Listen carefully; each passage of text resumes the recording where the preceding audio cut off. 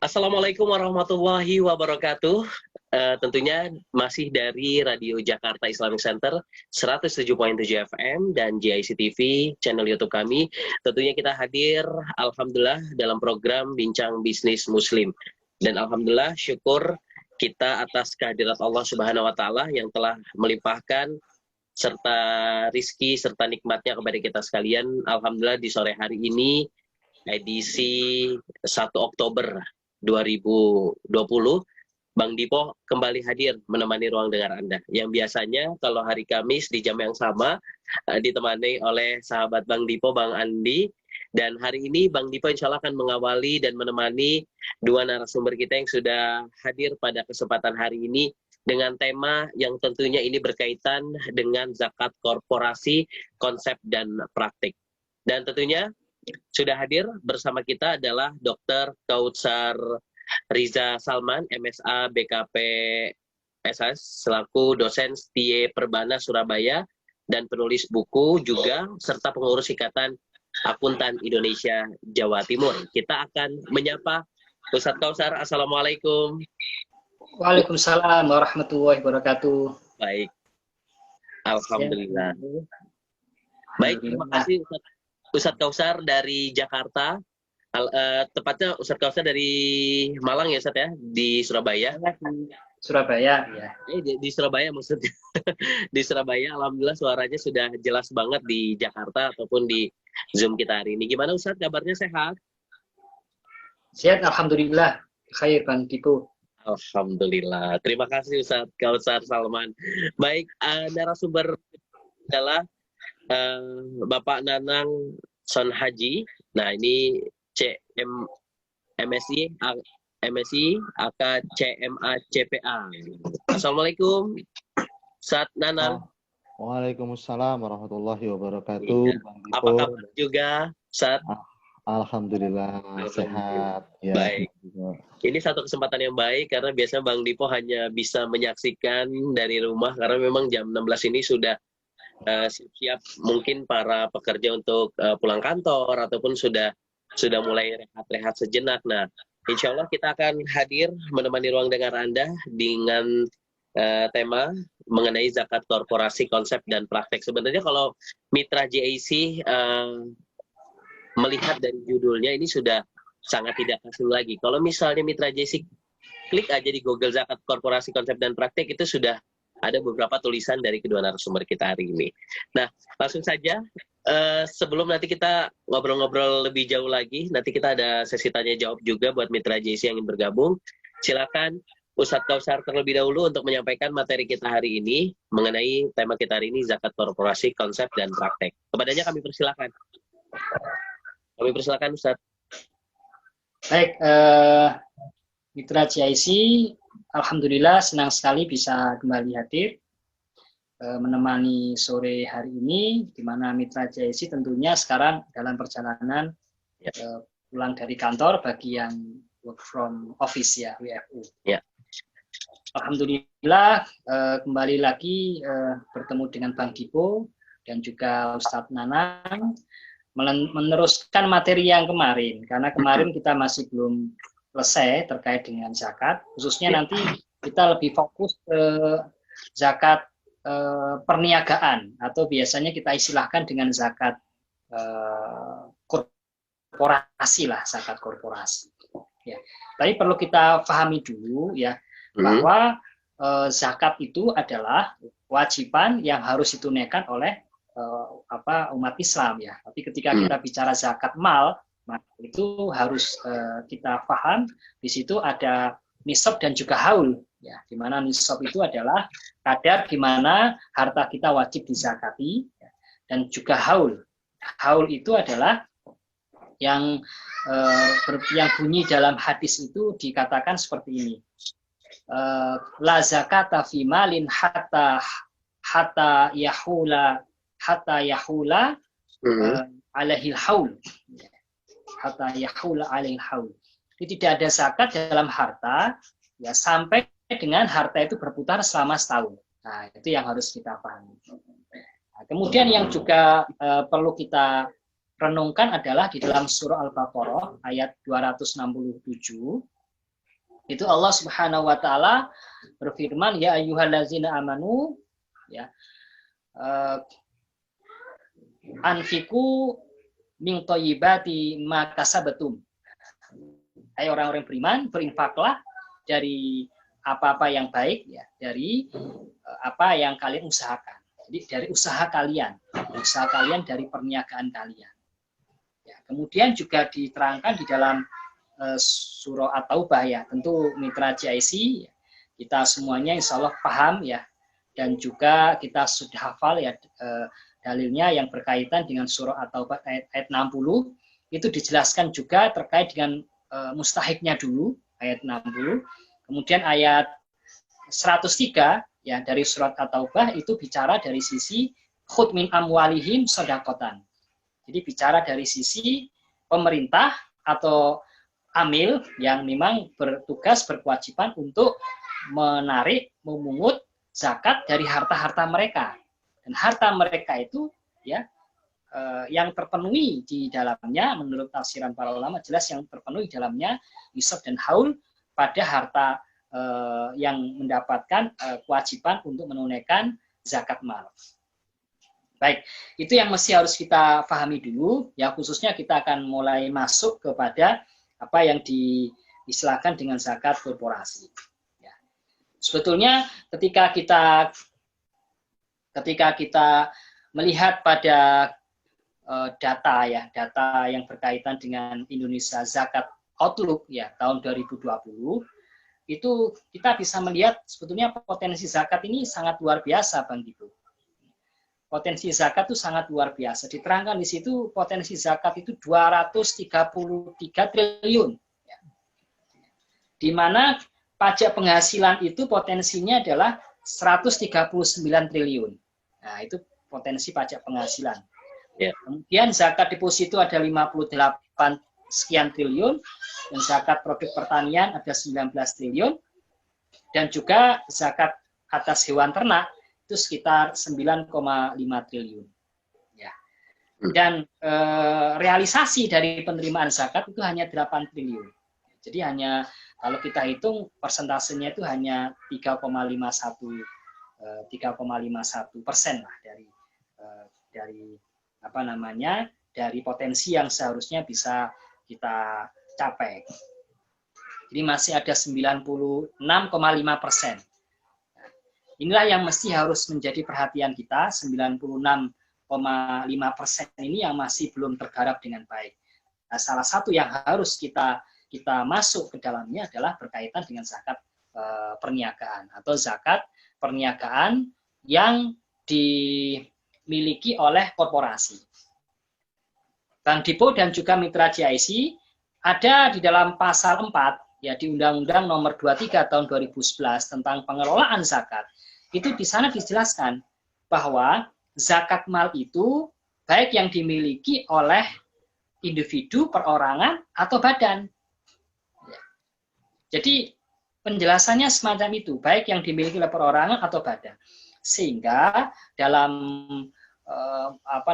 dalam melihat Undang-Undang Nomor 23 tahun 2011 pasal 4 tadi, mestinya kita sebagai seorang Muslim ya harus taat kepada undang-undang terkait dengan zakat tadi, sehingga tidak hanya zakat itu dikenakan pada individu, tapi juga dikenakan pada korporasi. Nah, itu yang terus kemudian juga satu yang perlu saya sampaikan yang terakhir kepada mitra GIC bahwa terkait dengan realisasi zakat mal untuk badan itu memang ada kenaikan. Ya, Bang Dipo, ya, ada kenaikan dari 4,93% dari tahun 2017 itu naik menjadi 6,7% pada tahun 2018. Tapi kenaikannya kan tentu kecil ini, ya, tidak sampai 2% selama setahun, ya. Bandingkan kalau kita menganalogikan dengan realisasi pajak penghasilan dari badan itu nilainya 34% di tahun 2017 dan di tahun 2018 itu ada 38%. Jadi kenaikannya sekitar 2% lebih. Jadi sangat bertolak belakang dengan realisasi zakat yang yang diterima amil dari korporasi. Ya, memang ini menurut saya memang salah satu variabel yang penting yang harus kita dudukkan. Ini berkaitan dengan pemahaman atau berkaitan dengan keyakinan, Bang Dipo. Mitra JIC. Karena memang ada yang berpendapat ya, tentang zakat mal itu hanya untuk individu, ya, tidak untuk badan. Ya. Dan memang ketika saya melihat dalil yang disampaikan oleh ya sebagian yang berpendapat tentang tidak wajibnya zakat korporasi itu hanya pada pendapat satu ulama saja. Ya, hanya pada pendapat ulama saja. Karena memang tidak ditemukan dalil yang memang bicara tentang hanya zakat individu. Karena bicaranya di surat-surat atau di dalil-dalil hadis, di dalil-dalil Quran tadi, itu juga bicaranya hanya dari sisi mustahiknya siapa, kemudian amil itu memungut zakat dari siapa? Min amwalihim, dari harta-harta mereka. Harta-harta mereka tidak dispesifikan kepada individu. Itu mungkin yang awal yang saya sampaikan, nanti akan bisa kita kembangkan lagi dengan penjelasan lain dari Ustadz Nana. Saya kembalikan ke Bang Dipo. Iya, baik. Terima kasih Ustadz Kausar yang sudah menyampaikan materi kita mengenai optimalisasi lebih kepada zakat korporasi, konsep dan praktek ya. Jadi tiada lain tiada bukan gitu ya. Kenapa kita menyampaikan gagasan ini ataupun tema ini ya agar potensi zakat di Indonesia ini sekali lagi bisa teroptimalkan dengan baik ya. Dan potensi zakat di Indonesia tadi sudah disampaikan beberapa data-data yang disampaikan oleh Ustadz Kausar ini menunjukkan bahwa ini betapa pentingnya salah satu hal yang perlu kita ketahui bersama dengan kita mengoptimalisasi peran ataupun potensi zakat melalui zakat korporasi ini dapat memberikan efek positif juga kepada masyarakat kita. Baik, nah Ustadz Kausar, kita langsung menuju ke Ustadz Nanang untuk bisa menambahkan atau menjelaskan mengenai tema kita hari ini tentang zakat korporasi, konsep dan praktek. Kami persilakan Ustadz Nanang. Baik, terima kasih Bang Dipo. Assalamualaikum warahmatullahi wabarakatuh. Waalaikumsalam warahmatullahi wabarakatuh. Rekan-rekan GIC dimanapun berada, Insya Allah, Alhamdulillah hari ini kita masih diberikan kesehatan oleh Allah, dimudahkan segala urusan kita. Topik kita hari ini sangat menarik sekali, ya, bagaimana zakat itu bisa kita optimalkan, ya, baik itu pemerolehan zakatnya maupun nanti juga akan bagaimana caranya zakat tersebut bisa kita optimalkan dalam hal pemanfaatannya. Ini yang paling penting. Nah, dari pengalaman saya juga dari beberapa analisa teman-teman yang berdiskusi fokus pada zakat ini, ya alhamdulillah di Indonesia ini pengelolaan zakat makin hari makin bertambahnya waktu juga semakin baik. Arah untuk pengelolaan zakat yang lebih akuntabel, lebih bertanggung jawab, lebih transparansi juga oleh pemerintah sudah dibuatkan suatu fondasi yang sangat kuat, ya. Adanya badan amil zakat, kemudian adanya lembaga amil zakat, ini membuktikan keseriusan dari pemerintah untuk bagaimana mengelola dana zakat itu secara akuntabel.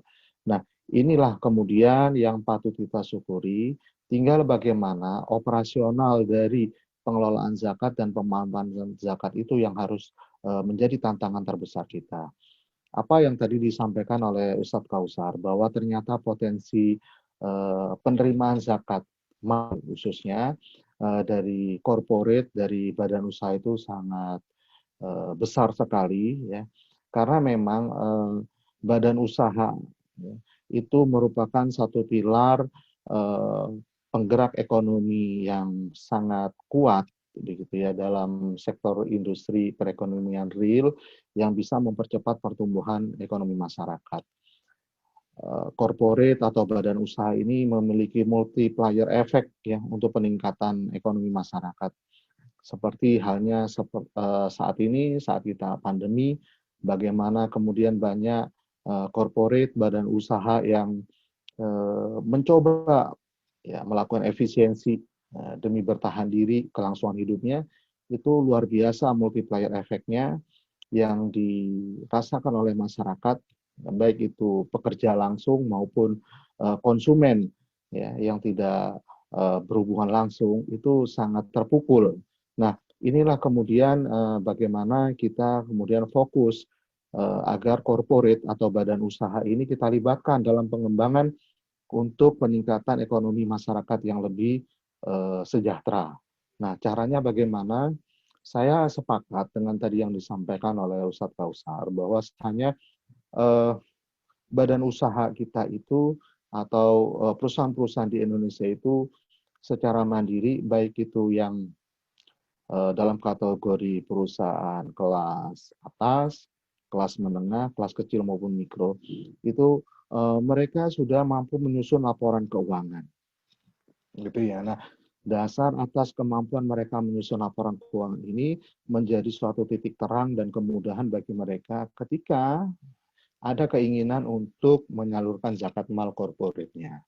Karena seperti kita ketahui ya, perhitungan zakat mal korporat itu pada dasarnya sama dengan perhitungan zakat mal individu, begitu.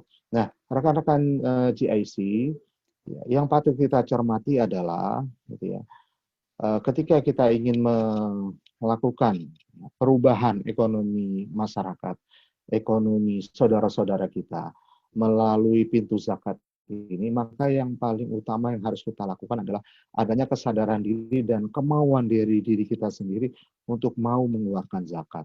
Itu yang lebih penting, yang pertama itu.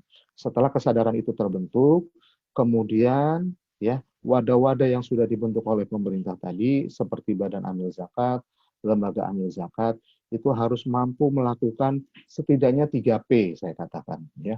Pertama adalah perencanaan, ya.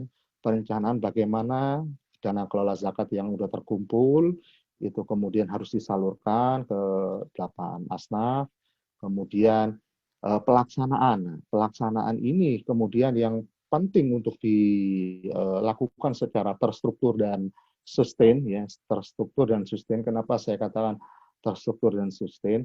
Karena dengan terstruktur itu berarti kita sudah melalui proses sistem.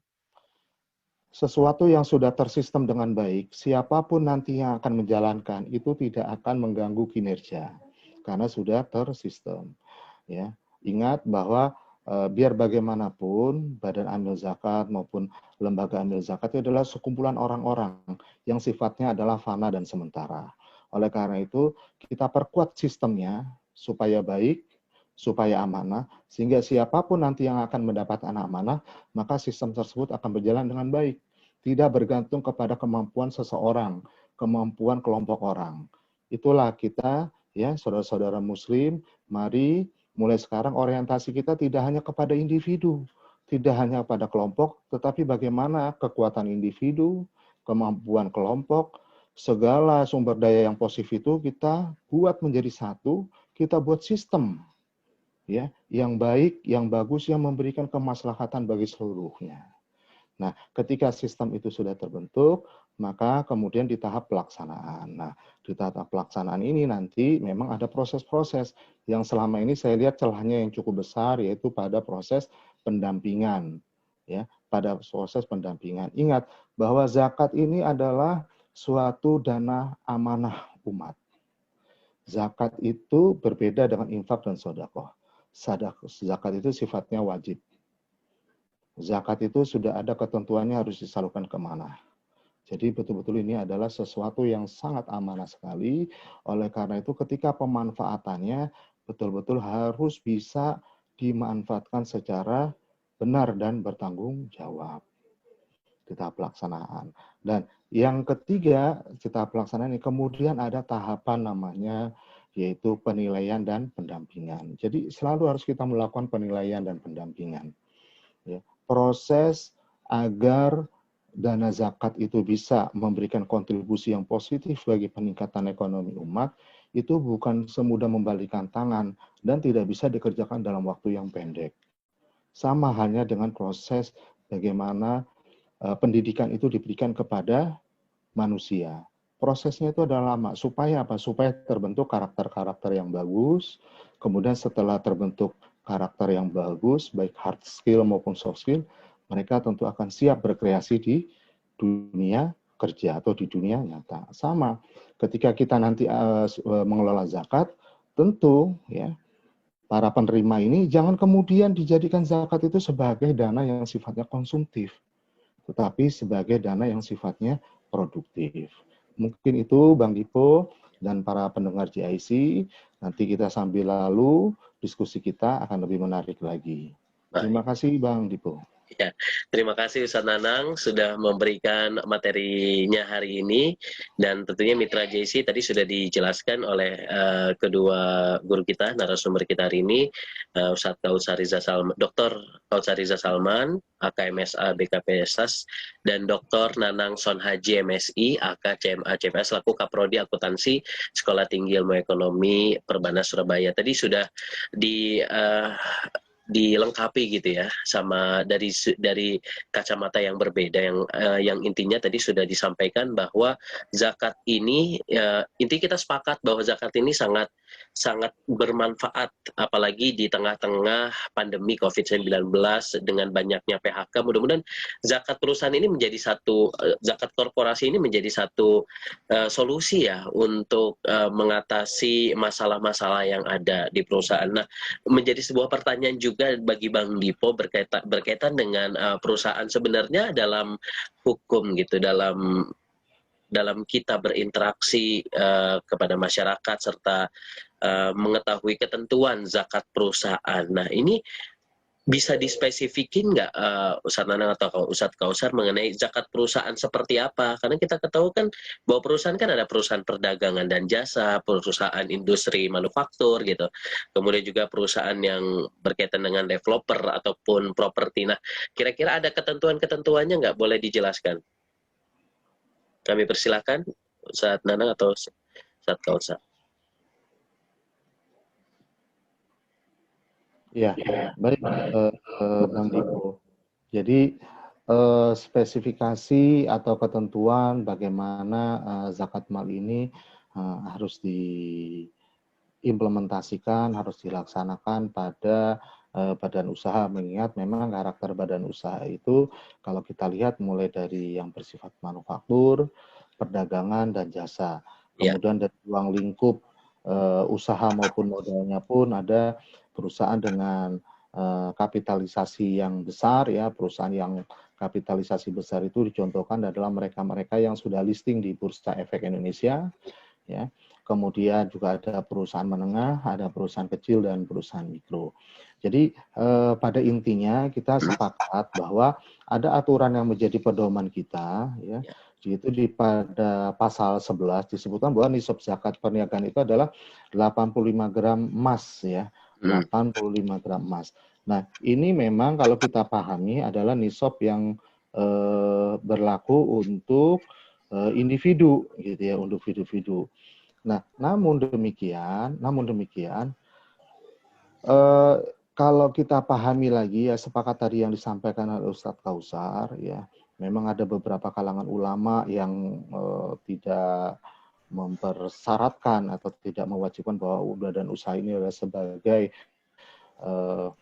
pihak yang harus mengeluarkan zakat, tetapi kemudian juga ada ulama yang mengatakan hal itu bisa ya demi kemaslahatan umat. Nah, nisabnya ini sama dengan perorangan Bang Dipo. Jadi ketika dia itu sudah masuk ke dalam nisabnya, yaitu sebesar 85 gram emas ya, maka ini menjadi pihak atau badan yang wajib mengeluarkan zakat. Nah, cuman kemudian perbedaannya adalah ketika di corporate itu sebenarnya perhitungan zakatnya menjadi lebih mudah. Menjadi lebih mudah. Mudahnya bagaimana? Seperti tadi yang saya sampaikan, bahwa sebenarnya ketika badan usaha atau perusahaan tersebut sudah mampu menyajikan laporan keuangan, utamanya adalah laporan keuangan di posisi keuangan atau dahulu lebih dikenal dengan istilahnya laporan keuangan neraca. Di situ ada aktiva dan pasiva, Bang Dipo dan pendengar saudara-saudara GIC. Jadi di sisi aktiva itu kemudian kita lihat pada pos aktiva lancar, ya, aktiva lancar. Ya memang di sisi aktiva itu nanti sebenarnya dikategorikan menjadi 3, ada aktiva lancar, ada aktiva tetap, dan aktiva lain-lain. Tetapi nanti dalam perhitungan zakat yang dilihat adalah cukup pada total aktiva lancar. Oke. Ya, jadi saya pikir ya rekan-rekan, saudara-saudara Muslim dan para pendengar radio GIC dimanapun berada, mereka yang sudah berkecimpung di dunia badan usaha tentu sangat paham sekali dengan istilah aktiva lancar ini. Nah, ketika kita sudah mengetahui total aktiva lancarnya, ya, kemudian sebagai pengurangnya adalah hutang lancar. Nah, hutang lancar ini kategorinya atau definisinya adalah hutang perusahaan dalam jangka pendek, yaitu yang jatuh temponya kurang dari 1 tahun. Karena memang ada hutang yang sifatnya jangka panjang, yaitu hutang yang jatuh temponya lebih dari 1 tahun. Tetapi sebagai perhitungan zakat, yang kita gunakan sebagai pengurangnya adalah hutang lancar. Nah, selisih inilah kemudian yang menjadi objek zakat. Mungkin begitu Bang Dipo yang bisa saya sampaikan. Baik, terima kasih Ustadz Nanang Son Haji. Mungkin Ustadz Kausar ingin menambahkan? Atau sudah cukup atau gimana? Baik. Baik, Mitra JC. Gimana Ustadz Kausar ingin menambahkan mengenai tentang ketentuan zakat perusahaan? Baik, Bang Andi, saya Itu. bisa dengar ya, Bang Andi ya? Iya, iya. Bisa, Baik. bisa. Bang Dipo. Bang Dipo. Bang Dipo ya. Iya, Bang Dipo. Kausar udah biasa. Ya, kami persilakan Ustadz Kausar. Baik, Bang Dipo.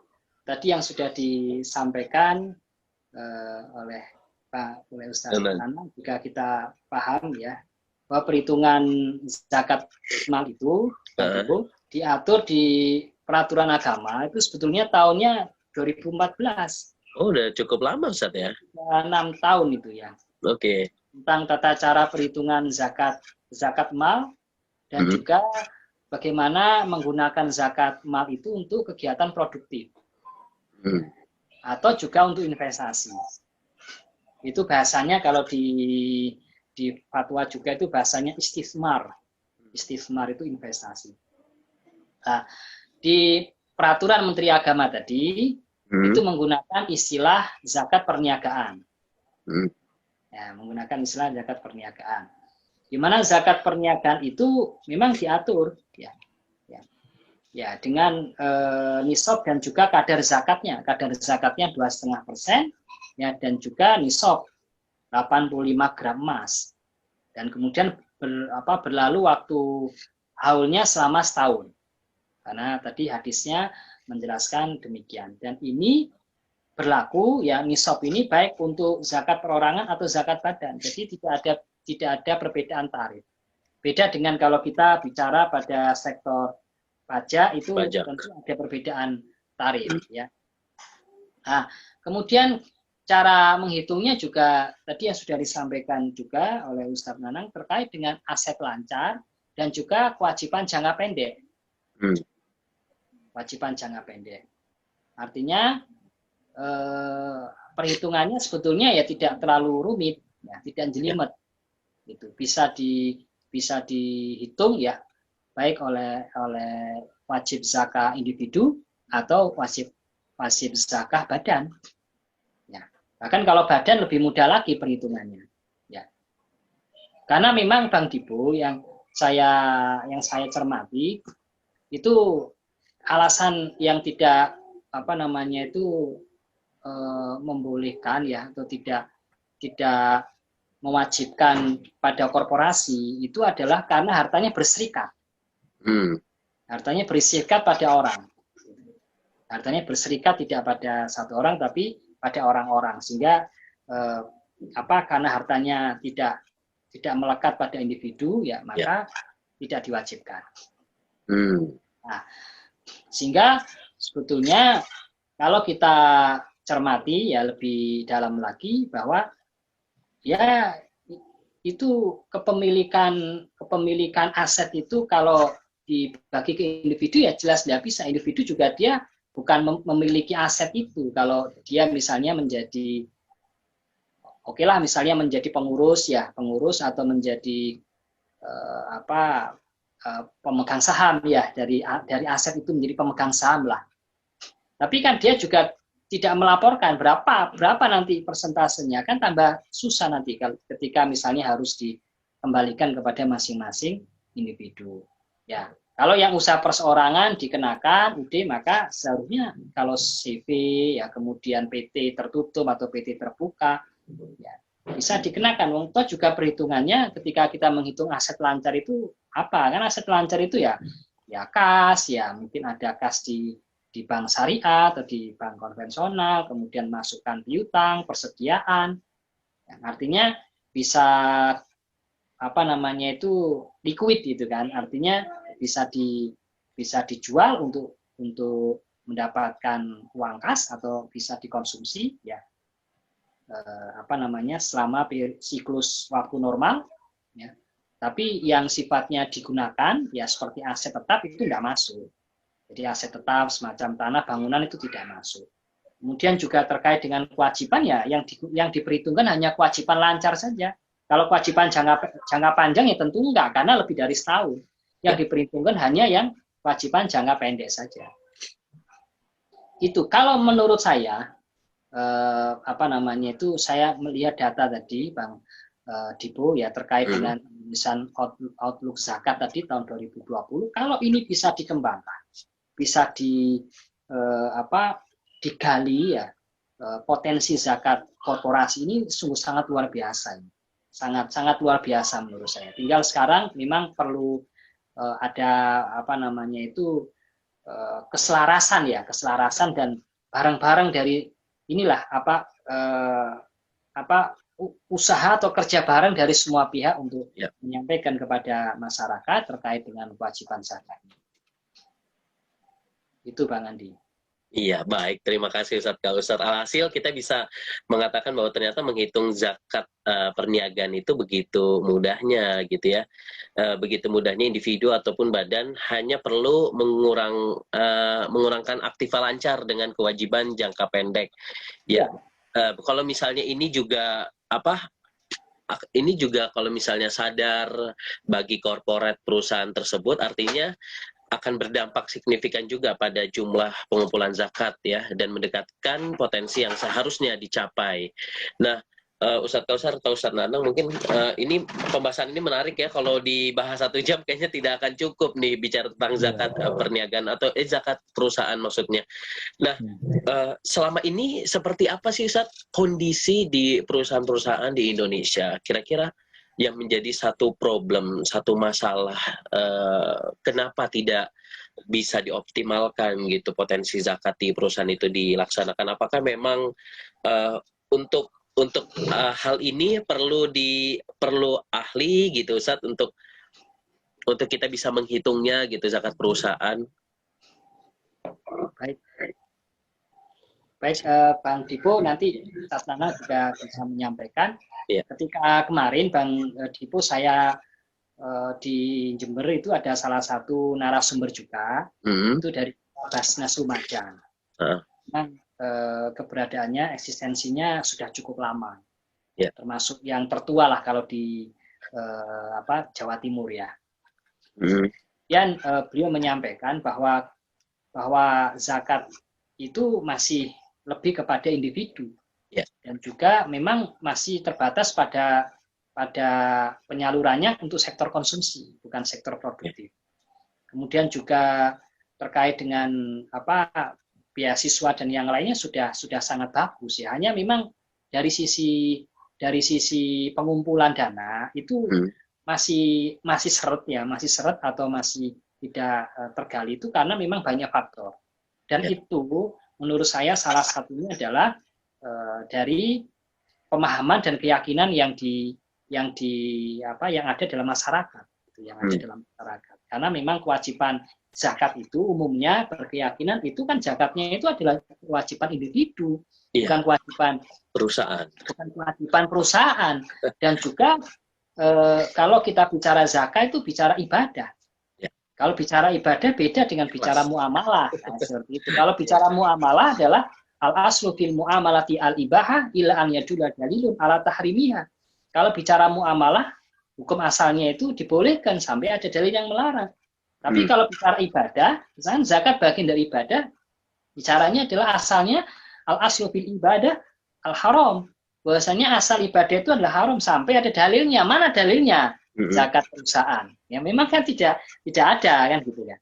Nah, sehingga itulah yang menurut saya yang masih berkembang di tengah masyarakat, dan juga tidak hanya masyarakat secara personal, bahkan badan-badan ya mungkin masih punya keyakinan seperti itu. Realnya adalah ketika saya melihat laporan tahunan atau laporan keuangan bank syariah, financial statement, dan juga annual report, itu masih kita dapati banyak bank syariah yang tidak melaporkan pembayaran zakat. Itu syariah loh, Bang Dipo. Karena itu yang diharapkan gitu ya. Iya, yang itu yang mestinya harus diharapkan tentunya kan. Iya. Bukan konvensional ya, bukan konvensional. Dan juga ada sebagian yang memang rutin untuk membayar zakat.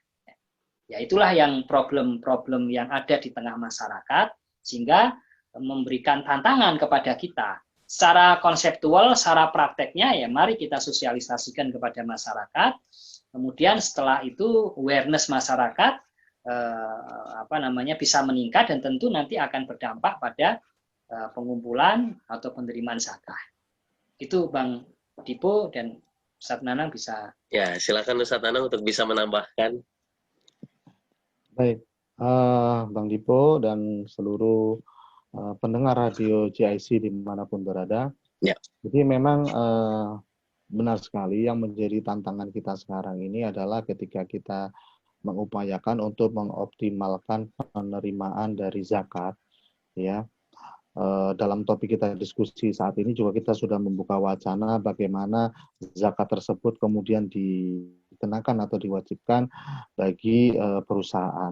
Ini tentu juga merupakan suatu hal yang baru mungkin ya, dan yang masih debatable, yang tentu saja ini perlu kajian-kajian yang lebih tuntas gitu ya, duduk bersama antara pemerintah selaku regulator, para ulama, ya, tokoh masyarakat, ya, dan juga para praktisi di bidang badan usaha untuk merumuskan bagaimana sebenarnya penerapan atau implementasi zakat bagi badan usaha ini.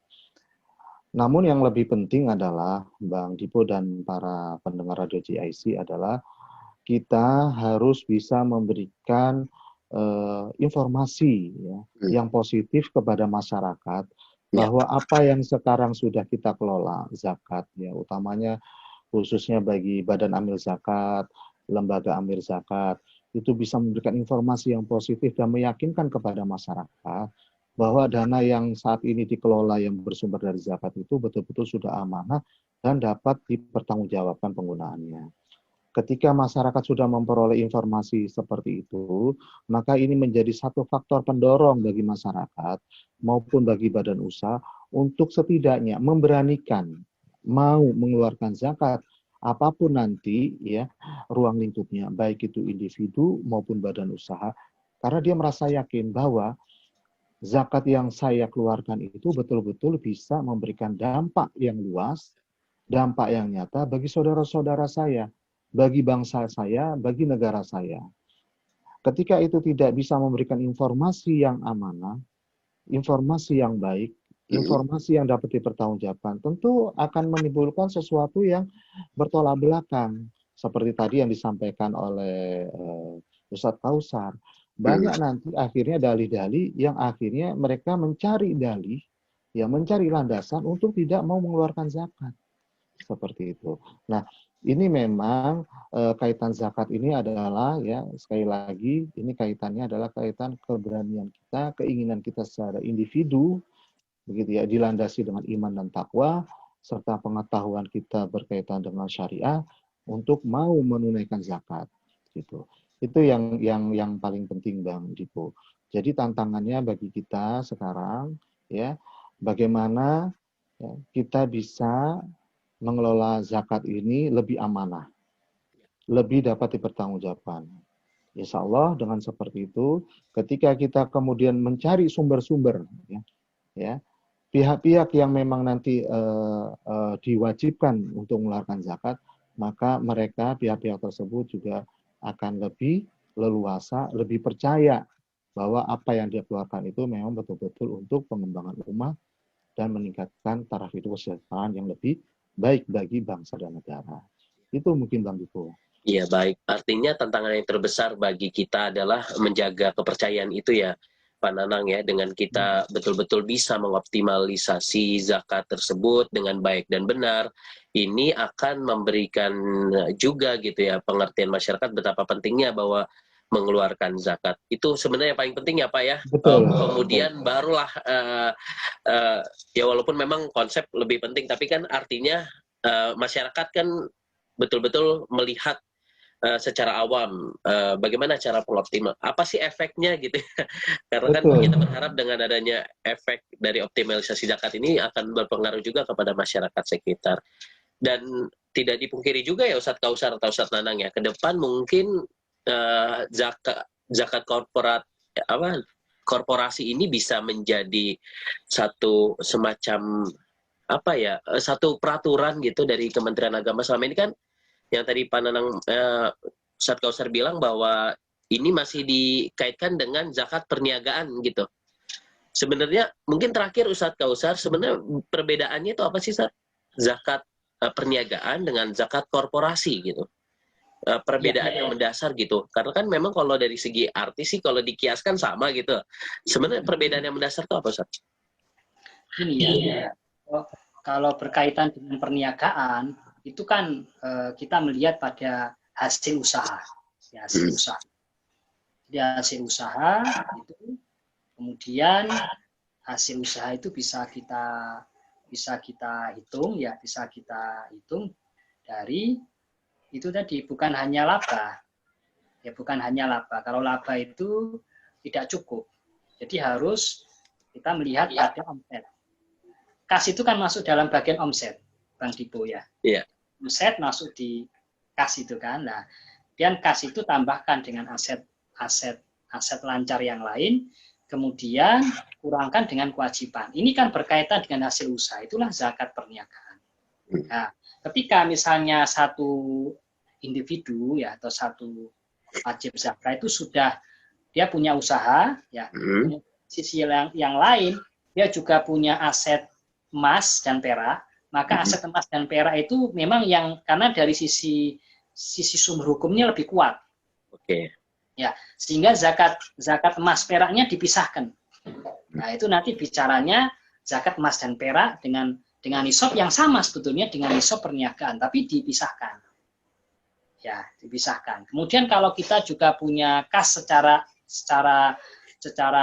terpisah dengan kas yang kita miliki dari usaha, maka itu juga dipisahkan. Gitu. Hingga kasnya itu nanti masuk ke bisa digabungkan dengan zakat emas dan perak. Sedangkan zakat perniagaan memang untuk usaha kita, kita.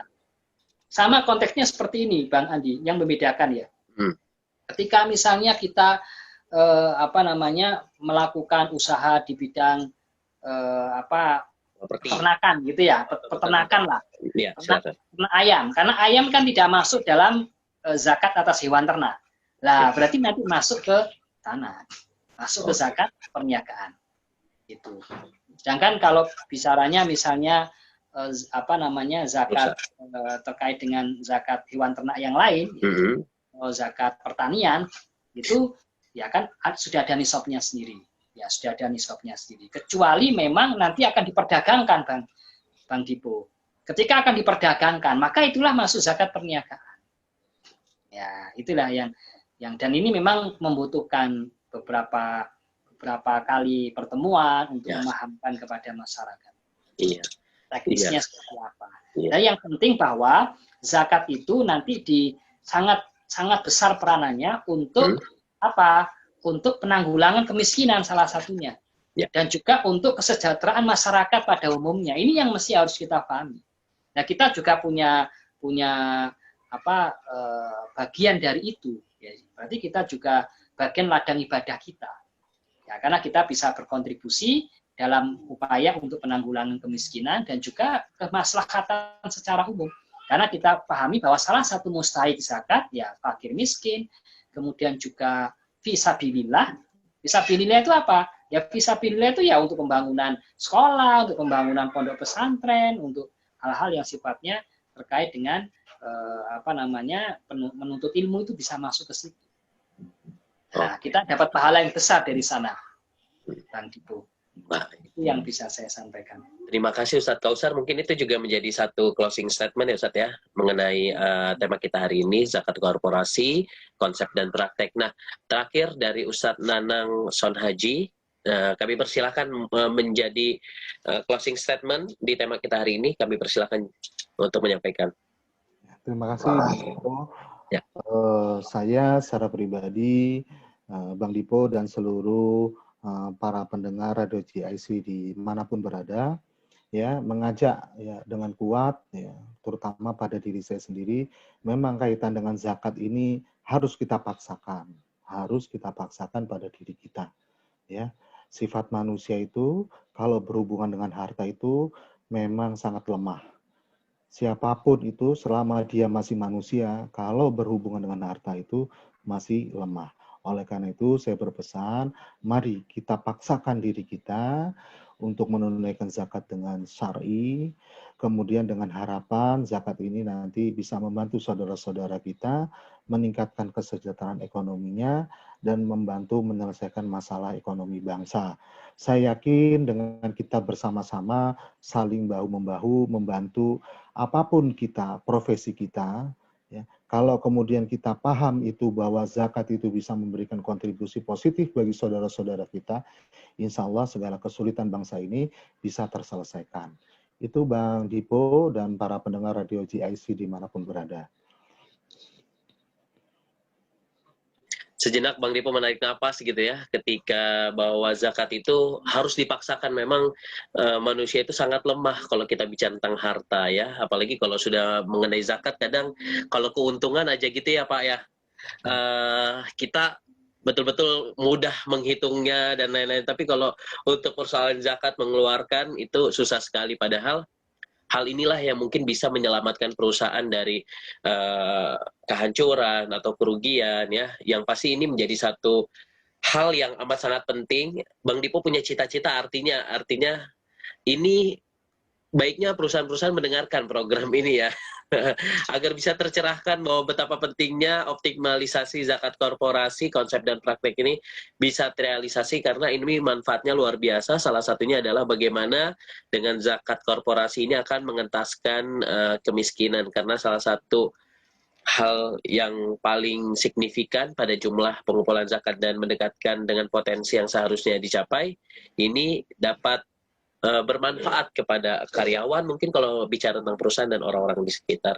Pak Kausar, Ustadz Kausar dan Ustadz Son Haji, terima kasih Ustadz Nanang Son Haji yang sudah bergabung hari ini. Saya kira mudah-mudahan ini kita bisa bertemu lagi di tema yang berkaitan dengan konsep fikih muamalah gitu ya, seperti hal ini, bincang bisnis muslim ini, dan ini sangat bermanfaat untuk kita semua. Dan sekali lagi terima kasih banyak Mitra JIC sudah bergabung hari ini. Insya Allah kita akan hadir terus setiap hari Kamis dari pukul 16.00 sampai pukul 17.00 waktu Indonesia Barat. Saatnya Bang Dipo Usman pamit undur diri beserta kru yang bertugas dan Ustadz Kausar dan Ustadz Nanang Son Haji langsung dari Surabaya. Alhamdulillah. Kita tutup ya Ustadz ya dengan hamdalah rabbil alamin. Wassalamualaikum warahmatullahi wabarakatuh. Waalaikumsalam warahmatullahi wabarakatuh.